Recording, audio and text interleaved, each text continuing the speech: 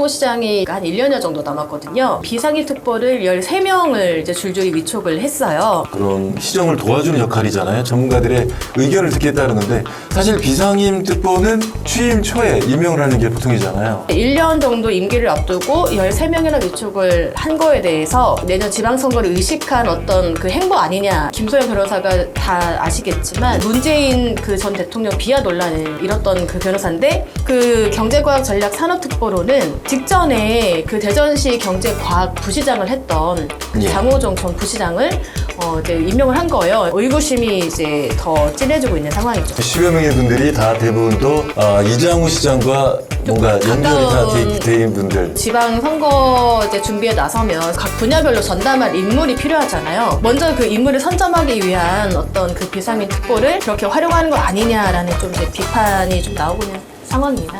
그러니까 결국 이분들 면면을 봤을 때는 내년 지방선거를 겨냥한 포석이다. 네, 그런 이제 해석이 좀 나오고 있습니다. 네, 여러분 안녕하세요. 뉴스앤톡의 집요한 토크쇼 시작합니다. 6.3 대선을 앞두고 대전과 세종시는 현재 어떤 일들이 현안이 되고 있는지, 그리고 대전시장과 세종시장은 잘 하고 있는지 짚어보는 시간을 갖도록 하겠습니다. 오늘도 두 명의 기자가 나와 있습니다. 먼저 세계일보 강은선 기자 나와 있습니다. 안녕하세요. 네, 안녕하세요. 네, 뉴시스 송승화 기자 나와 있습니다. 안녕하십니까. 네. 네, 먼저 이장우 대전시장 얘기를 오랜만에 한번 해보겠습니다. 네, 이 시장이 올 초부터 비상임 특보를 줄줄이 위촉했다고 합니다. 그런데 이게 논란이 되고 있다고요? 네, 그 이장우 시장이 이제 민선 8기 이제 후반기를 이제 달려가고 있고 이제 임기가 내년 지방선거가 6월이니까 한 1년여 정도 남았거든요. 네. 근데 올 초에 2월부터 이달 중순까지 비상임 특보를 13명을 이제 줄줄이 위촉을 했어요. 네. 근데 이제 비상임 특보는 아시겠지만 이제 상근을 하는 건 아니고 보수도 없는 이제 명예직인데 이분들의 그 13명이나 갑자기 이제 그 줄줄이 이제 위촉한 걸 두고 사실 시기적으로나 아니면 어떤 뭐 배경에 좀 이유가 있나라는 좀 의구심이 좀 이제 들게 하고 네. 있는 부분이 좀 있어서 이 얘기를 좀 갖고 와봤습니다. 네. 그런데 비상임 특보가 사실은 뭐 그 시장의 그런 시정을 도와주는 역할이잖아요. 전문적이지 모든 일에 전문적일 수 없으니까 전문가들의 의견을 듣겠다는 건데 사실 비상임 특보는 취임 초에 임명을 하는 게 보통이잖아요. 그런데 그쵸. 지금 네. 뭐 마지막 이제 1년 남았는데 아주 많이 위촉이 됐네요. 그러니까 그 비상임 특보라는 그러니까 특별보좌관이잖아요. 그 특별보좌관은 말씀하신 대로 그 취지가 그 시정을 운영할 때 그 시민들의 좀 다양한 의견 또 이제 각계각층의 이제 전문가들의 좀 의견을 들어서 시정을 조금 더 이제 더 원활하게 또 이제 운영을 하겠다라는 취지인데 지금 이제 1년 정도 임기를 앞두고 13명이나 위촉을 한 거에 대해서 뭔가 좀 배경에 아무래도 이렇게 내년 지방선거를 의식한 어떤 그 행보 아니냐라는 좀 그런 지적이 나오고 있습니다. 예. 그럼 민선 7기는 어땠나요? 상근 특보로 이제 한 명을 위촉을 했고 그리고 이렇게 지나가다가 2020년에 그 코로나19 사태 때 19가 이제 있을 때 그때 감염병 전문 그 비상임 특보 3명을 위촉을 해서 임기 4년 동안의 비상임 특보는 4명에 불과했습니다. 근데 민선 8기 들어서 올해만 그 3개월 동안에 한 3배 정도 넘는 그런 비상임 특보가 이제 임명이 된 거죠. 네. 그런데 비상임 특보가 과연 누구이냐 이 면면도 중요할 것 같습니다. 네, 맞습니다. 일단은 지난 2월에 그 비상임 특보 이제 경제과학 법률 또 정무 등 해가지고 5명의 그 비상임 특보가 위촉이 됐는데요. 예. 일단 이때 좀 얘기가 나왔던 게 누구였냐면 그 법률 특보에 그 위촉된 분인데 김소연 그 황혜지 변호사가 이제 위촉이 됐습니다. 예. 근데 그 김소연 변호사가 다 아시겠지만 유명하시네요. 네, 그 지난 그 12.3 그 내란 때 죄송합니다. 그 지난해 명태균 씨가 변호를 하시. 명태균 씨 변호를 했었죠. 네, 변호를 했던 그 김소연 변호사이고, 그리고 또 이 변호사가 좀 전적이 있었던 게 2020년에 그때 이제 그 추석을 앞두고 그 대전 시내 곳곳에 그 달림은 영창으로라는 네. 현수막을 게시한 변호사거든요. 그래서 그 문재인 그 전 대통령 비하 논란을 이제 잃었던 그 변호사인데, 그 변호사를 법률특보에 이제 위촉을 해서 그때도 좀 이렇게 뒷말이 많았습니다. 예. 거기에 그 경제과학전략산업특보로는 직전에 그 대전시 경제과학 부시장을 했던 그 예. 장호종 전 부시장을 이제 임명을 한 거예요. 그러니까 이분은 경제과학 부시장을 이제 퇴임하고 그 특보로 이제 옷을 갈아입은 거거든요. 그러니까 이러다 보니까 첫 단추부터 왜 이렇게 그 특보 임명을 하지? 뭔가 자리를 채워주는 건가? 혹은 뭐 자리를 뭐 하나 이제 꾸려서 뭐 선거 조직을 뭐 운영하려는 건가? 라는 이제 의혹이 나왔는데, 그 이후에도 이제 특보들이 줄줄이 10명 정도 이제 그 추가 위촉되니까 의구심이 이제 더 진해지고 있는 상황이죠. 그리고 그 10여 명의 분들이 다 대부분 또 이장우 시장과 뭔가 연결이 다 돼 있는 분들. 네, 그렇습니다. 그 내년 지방 선거를 이제 염두에 두고 지방 선거 그 조직을 꾸리는 거 아니냐. 그리고 이제 그 지방 선거 이제 준비에 나서면 사실 그 조직 어떤 그 뭐랄까요, 그 각 분야별로 전담할 인물이 필요하잖아요. 먼저 그 인물을 선점하기 위한 어떤 그 비상민 특보를 그렇게 활용하는 거 아니냐라는 좀 이제 비판이 좀 나오고 있는 상황입니다. 그러니까 결국 이분들 몇 면을 봤을 때는 내년 지방선거를 겨냥한 포석이다 이렇게 보고 있는 거잖아요. 네, 그런 이제 해석이 좀 나오고 있습니다. 자, 다음에는 대전시가 도시철도 3, 5호선을 지금 건설할 계획인가 보죠? 예. 네, 맞습니다. 네. 그런데 공청회를 열었다고 합니다. 이게 어떤 내용입니까? 지난 9일 그 대전의 이게 충남도청사에서 대전 도시철도 3, 4, 5호선 그 노선안 공청회가 열렸는데요.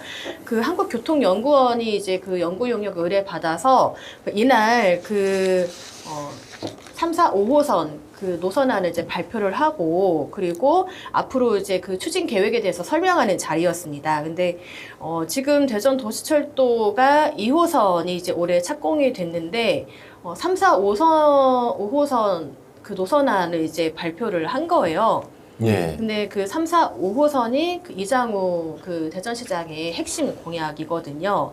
근데 이거를 이제 동시 추진하겠다라는 공약을 세웠는데, 이게 갑자기 이제 그 3, 4, 5호선 노선안에 대한 의견 수렴도 없이 갑자기 공청회를 열어서 노선안을 발표하게 된 거죠. 예, 저도 이 뉴스를 보고 약간 의아했던 게 도시철도 2호선이 나온 게 1호선 이후에 28년 만에 나왔거든요. 맞습니다. 그런데 3, 4, 5호선은 아직 우리가 구체적으로 뭐 용역을 한다는 얘기를 들어보질 못했거든요. 그런데 노선안이 먼저 나왔어요. 이게 뭔가 선호가 바뀐 거 아닌가요? 네, 그렇습니다. 그러니까 저도 이거를 그러니까 이장우 시장의 그 핵심 공약이기 때문에 임기 안에 이거를 동시 추진하겠다라고는 얘기를 했거든요. 근데 말씀하신 대로 도시철도 1호선 이후에 28년 만에 도시철도 2호선이 착공이 되고 2028년에 이제 완공 예정인데, 그럼 3, 4, 5호선을 그럼 어떻게 할 것인가에 대한 사실 충분한 그 시민 의견을 이제 듣고, 그리고 3, 4, 5호선이 과연 필요한 것인가에 대해서부터 사실 논해야 되는 게 그 출발점이라고 생각을 하거든요.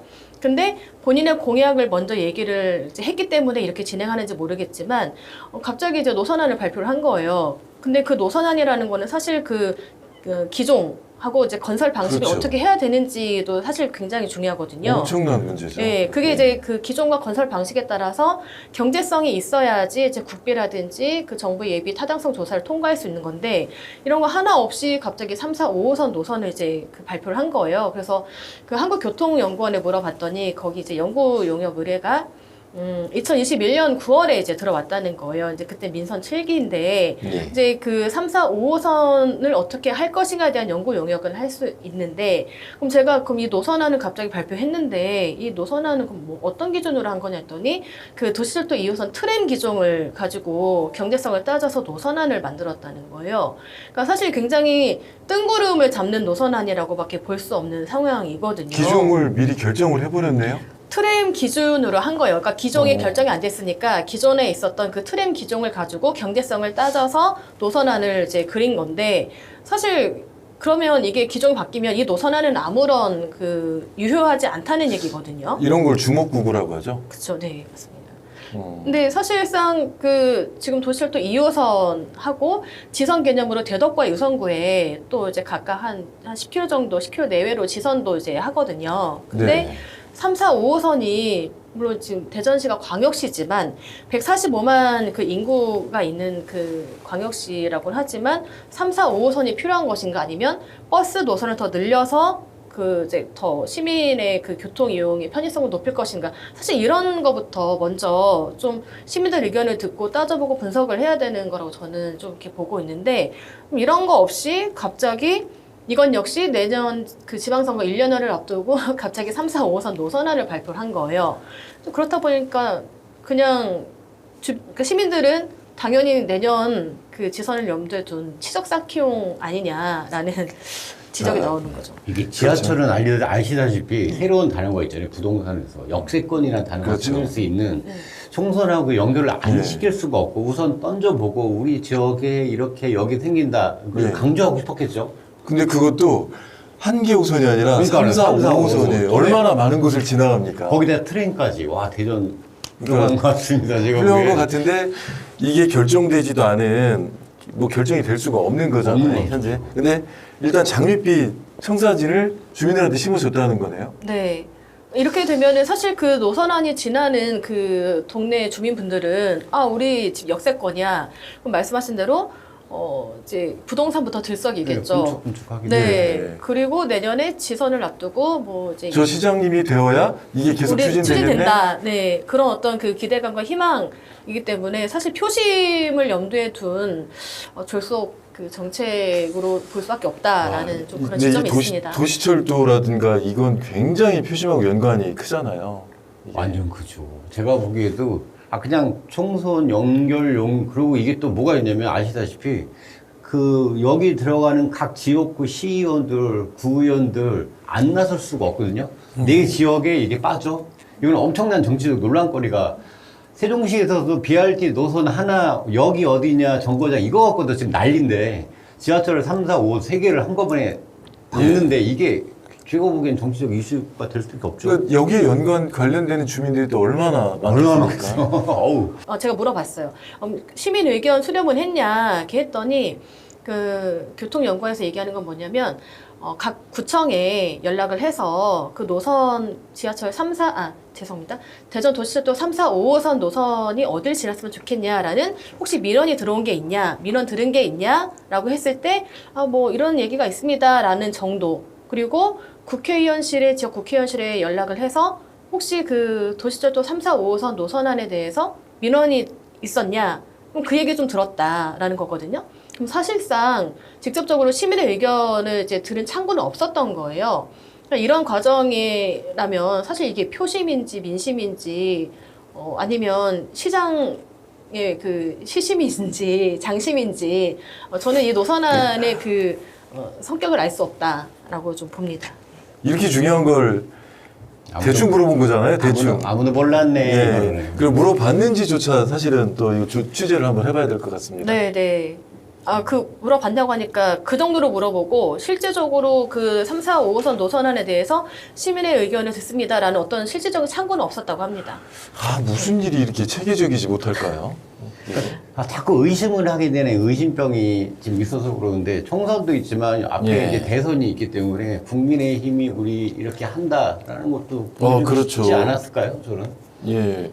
일단 역세권 주민들의 표심, 그 도시철도가 지나가는 주민들의 표심 확보가 가장 큰 목적이었을 것 같아요. 지금 취재 내용대로라면. 네, 맞습니다. 네. 그래서 이건 역시 좀 선거 대비용으로 이렇게 좀 치적 쌓기용으로 추진하고 있는 것 아니냐 해서 이제 그 졸속 추진 논란이 좀 있고요. 그리고 이 노선안이 사실 그 내년에 뭐 어느 분이 단체장이 될지 모르겠지만 단체장이 누가 되느냐에 따라서 이 노선안은 백지화가 될 수도 있고 뭐 이대로 그렇죠. 추진될 수가 있고 하지만 지금 현 상황에서는 사실적으로는 선언적 공약밖에 될 수 없는 부분이다. 근데 그걸 너무 저렇게 네, 일방적으로 그렇습니다. 발표를 하면 네. 듣는 시민들 입장에서는 저게 사실인 줄 알거든요. 그리고 이게 사업비만 거의 2조 가까이 들거든요. 어마어마하게 네, 하죠. 네.